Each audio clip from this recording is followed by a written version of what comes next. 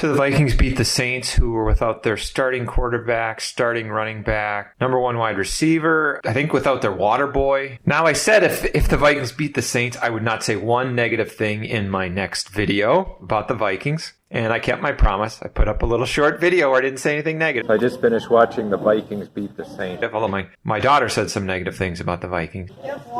First, I do want to give an award to the Saints. The first dirty play of the game, that goes to Marshawn Lattimore on the very first offensive play. He took Justin Jefferson out of bounds and just whipped him to the ground, gave him an extra shot swing to the ground, which in this day and age, when you're trying to avoid head injuries, that's a real good play there. No flag, of course. You know, I see a play like that where a guy's getting real chippy with your best player, your number one player. And I kind of ask, you know, where are the other Vikings? Where are Justin Jefferson's teammates? We have this passive way of playing. We face these chippy teams, and we end up laying back and getting punched in the mouth a lot. But let's talk about Kirk Cousins. He's white and neutered. I've been saying it the past couple weeks. Kirk Cousins will get you something about every third drive. If you need something 2 consecutive drives to work out, no, forget it. And the key thing with him is anytime you are about to put the game away or take complete control of the game, Get George Jefferson.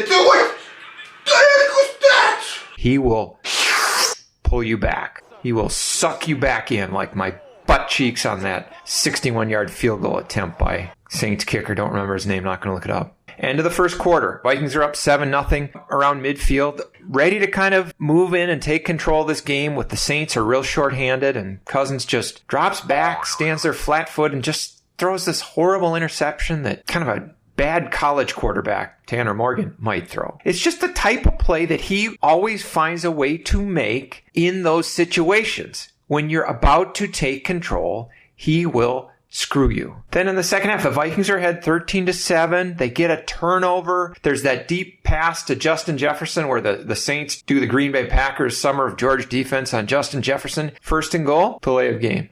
Delay of game. Kirk Cousins, it's just like brainless. I'll just stand there and not even pay attention to the clock. Then second and goal, misses an open Justin Jefferson, throws it way behind him in the end zone. And then third and goal, Justin Jefferson's going to be open in the corner of the end zone. Instead, he throws a dump off check down to Adam Thielen that has no chance of getting into the end zone. That is typical Kirk Cousins. You have a chance to go up and Saints still have life.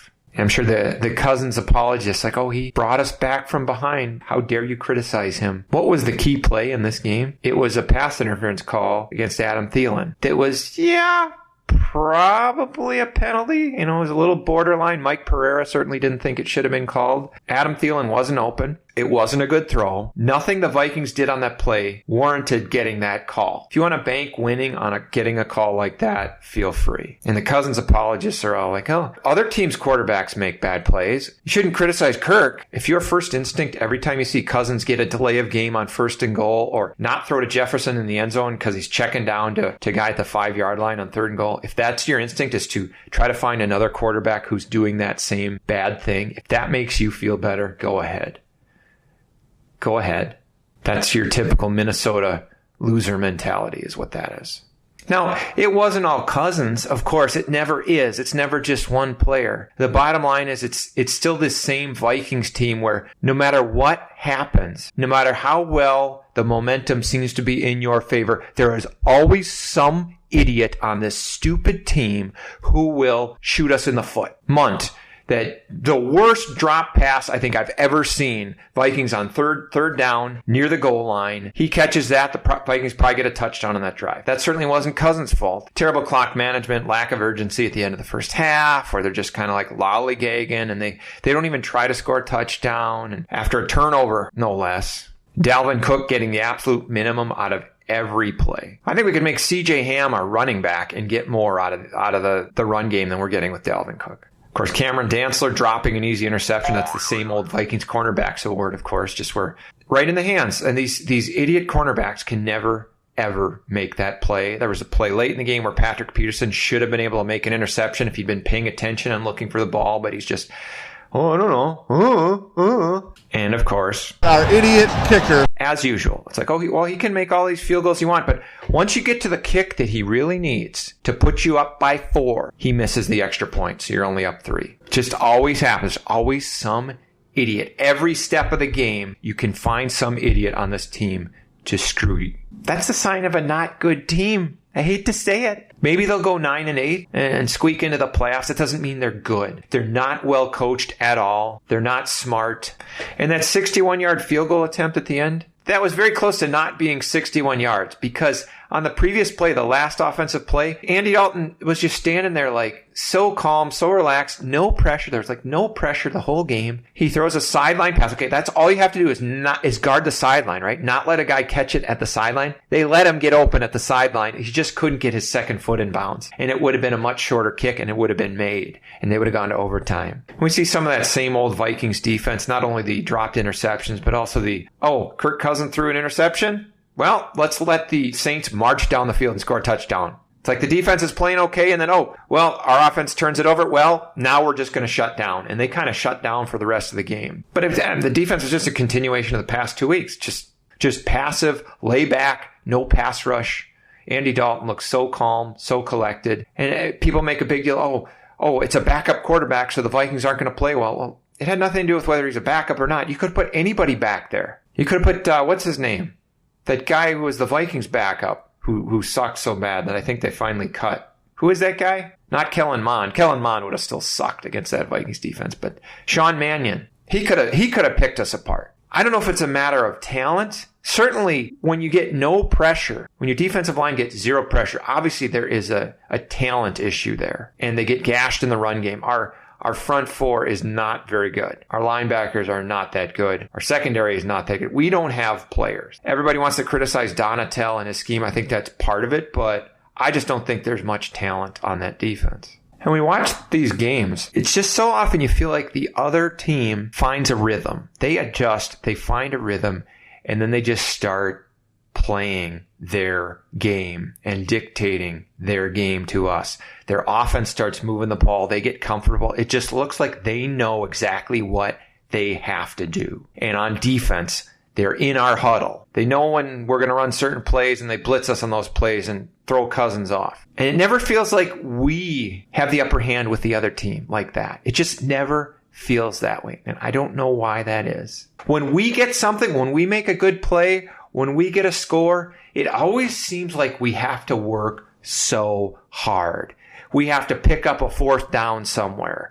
Or Justin Jefferson has to make some amazing catch. Or Dalvin Cook has to not trip over his own feet for once. It's just, we have to work hard a lot of times. We never make things easier for ourselves. But anyway, let's get to our awards. My ex-wife at one point being attractive award for something I'm pretty sure I hallucinated. There were two candidates for that this week. One was at the end of the game, Dalvin Cook was near the sidelines. And rather than step out of bounds, he bounced it back inbounds and got some extra yards and then went out of bounds. It's like the first time in years I've seen Dalvin Cook not just run straight out of bounds 5 yards before contact. So the winner, though, was Irv Smith. It was a third down, I think, in the first quarter where Irv Smith made the catch, got the first down, and didn't run off and miss the rest of the season with an injury. It was amazing to see Irv Smith make a good play, not get hurt, and now every Homer Vikings fan is waiting for Irv Smith to be first-team All-Pro because of that one play. The Dalvin Cook Award for getting the absolute bare minimum, that was a play, I think, in the second quarter where there was like a hole that literally, you could have gotten an aircraft carrier through that hole. And you see Dalvin Cook, and it's like somebody gets a hand on his shoelace, and he goes straight down. Gets 5 yards, and guess what? The Vikings ended up not picking up a first down on that set of downs.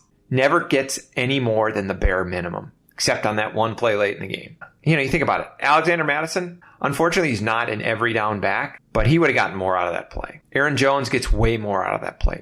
And now on first down, it's Jones. There wasn't much of a seam there, but he found it. Most running backs in the league get more out of that play than Dalvin Cook does. That's holding us back. We can never sustain drives with the run game, ever. And we try to run up the middle on first down constantly, and we get nothing. We never, ever can move the chains with the run game. The M.O.A.P sighting, that was, I think, in the first quarter where the Vikings had the Saints in 3rd and 21, and it was like, whoa. I mean, they dropped back so far. The Saints threw it to like the slowest tight end this side of Munt, and I think he got like 16 or 17 yards. Like the level of M.O.A.P that they had to play to let that guy get that many yards was just, I mean, legendary. Every time they get into long yardage, that's what they do. If it's 1st and 20, they will just cede 15 to 17. They'll say, "Oh, you can have 15 yards. We'll just give you 15 yards on 1st and 20." I'm so sick of this passive crap. It is worse for teams to get into long yardage against us because we just give them all back and then some. The call of the week, that goes to me. I was watching the Vikings in the first quarter, and they were doing well. That first drive, I think they scored a touchdown. They had a rhythm. They had a rhythm on offense. And then everything kind of changes. Once they get ahead, they stop with the rhythm. They slow down. They try to run up the middle. And at that point, the Vikings got the ball back with less than 30 seconds left in the first quarter. And I was thinking in my head, they've lost the rhythm. In that very next play, Cousins drops back, flat-footed, throws an interception. It's like, saw this coming.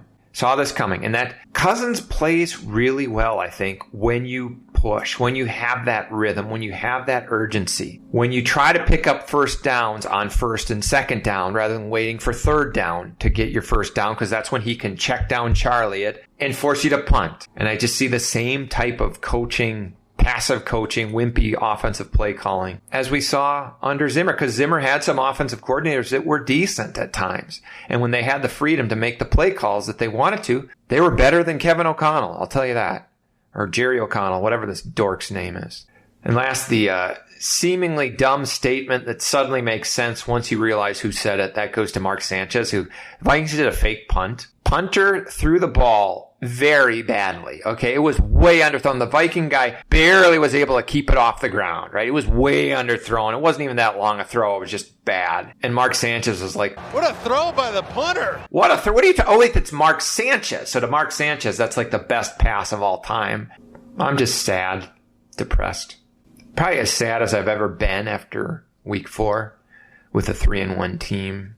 There's just so much wrong here. The defense is so pitiful. Cousins, just every good play he erases with the bad play.